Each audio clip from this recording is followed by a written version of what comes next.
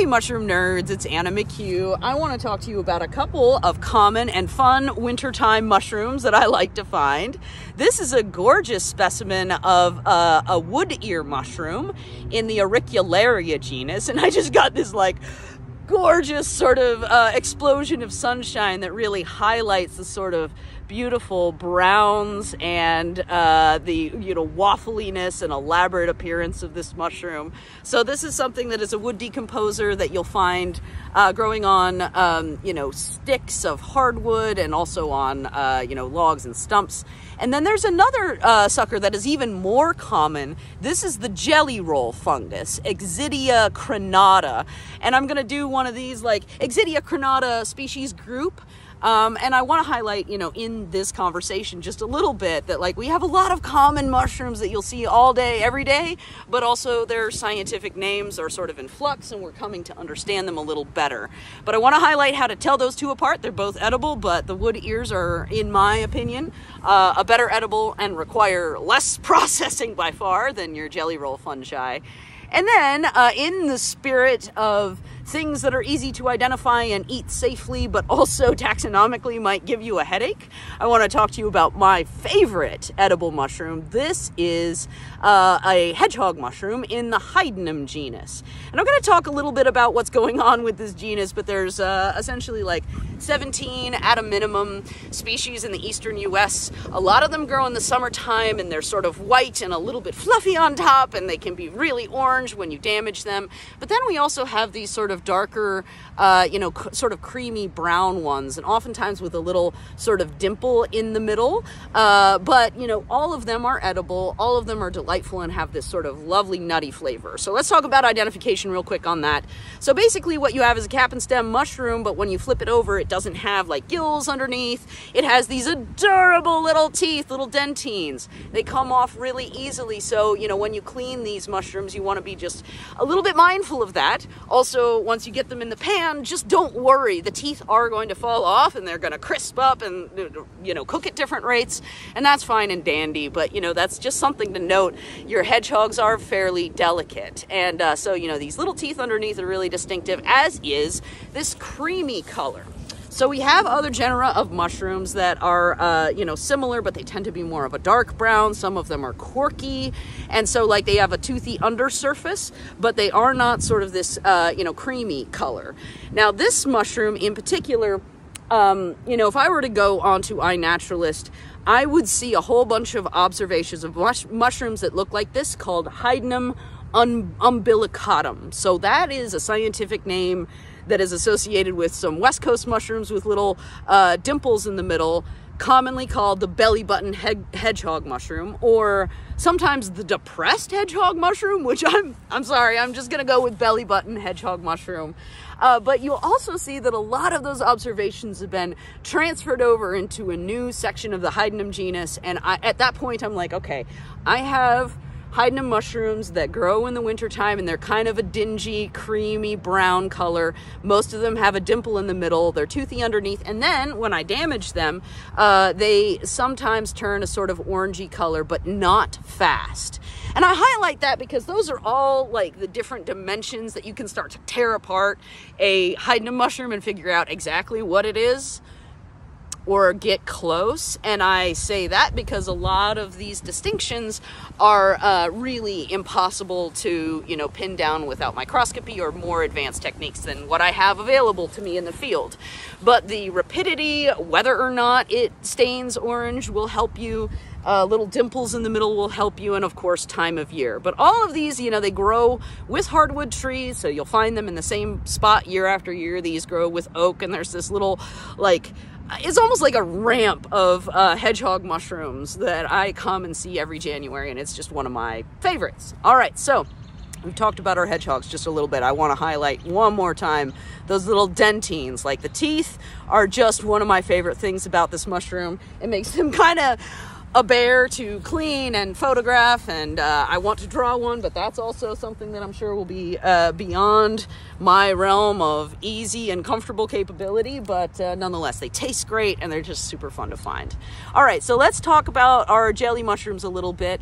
This is the amber jelly roll fungus. As I mentioned, Exidia is the genus. Exidia crenata species group is probably the best thing to call it, sort of if you're into the scientific names and want to get close without getting yourself into hot water with somebody who has more time with a microscope than you do. So anyway, this is a mushroom that is sort of a dark amber color, as the common name implies, and crenata comes from these sort of like little crenellations or craters. And so you'll see sort of like a waffly, jiggly fungus, and they often grow in these little colonies of like little blobs and individuals.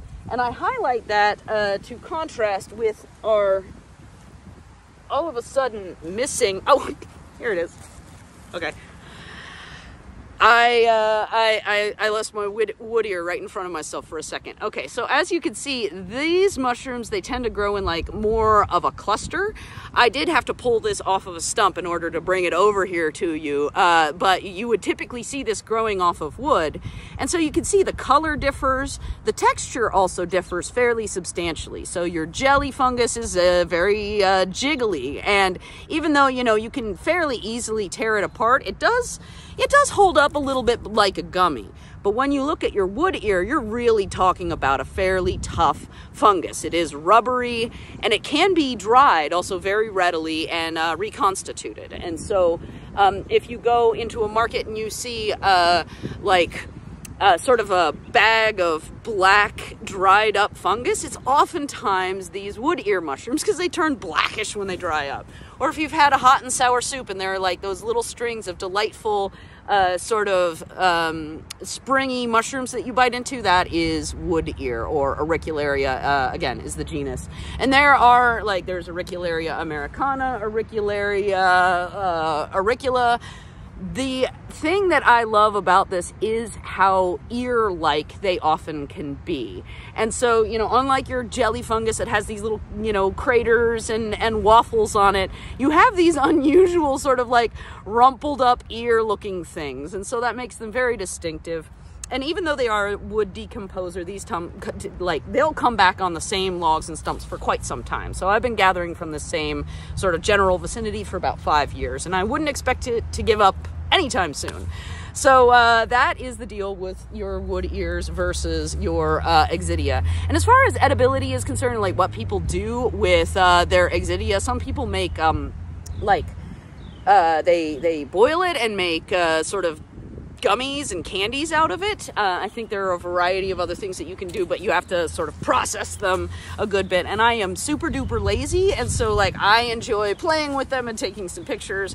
And maybe at some point in time, if I like move to Alaska and I need to occupy myself in the kitchen for 6 or 7 months, then I will start making, you know, Exidia jelly candies. But for the time being, again, too lazy.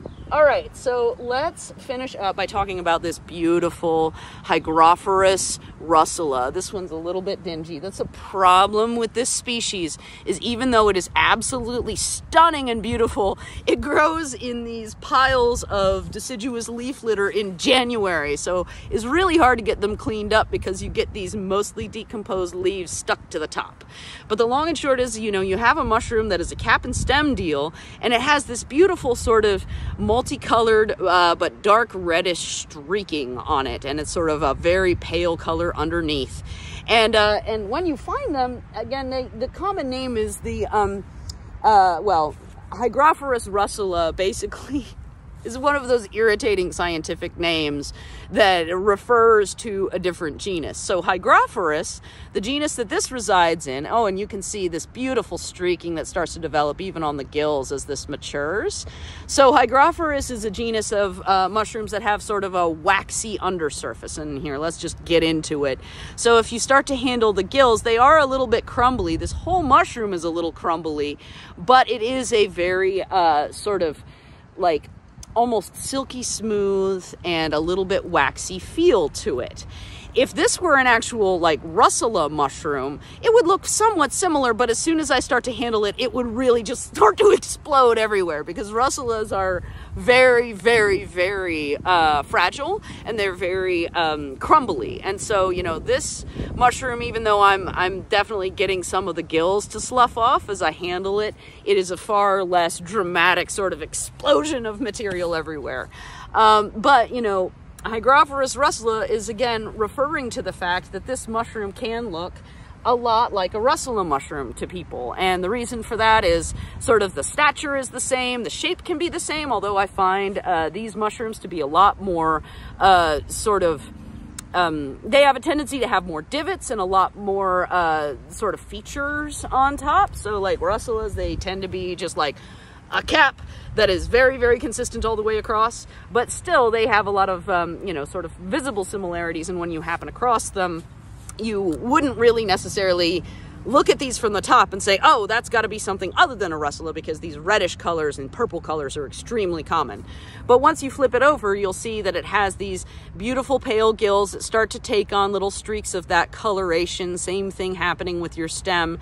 And the gills are also, this is a better example than that older one. They're really very sort of silky and a little bit waxy.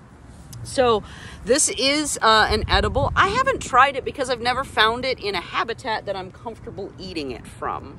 And what I mean by that is, like, I find this right by a road where I see dudes like spraying poison pretty regularly. And sometimes I have to make a choice, because as a result of their spraying and mowing and blowing of leaves, I can often find mushrooms that would be piled under huge amounts of dead, you know, fall leaf litter and material. But the trade-off with that is I am, you know, taking pictures of this particular species. I just love the streakiness that you start to see. Another thing I guess I'll highlight real quick that is part of the, like, this is definitely not a russula, is the condition and of these gills. So like they're attached and they're separate from the stem. So they don't run down the stem. They're not like a part of it, but they definitely are more like...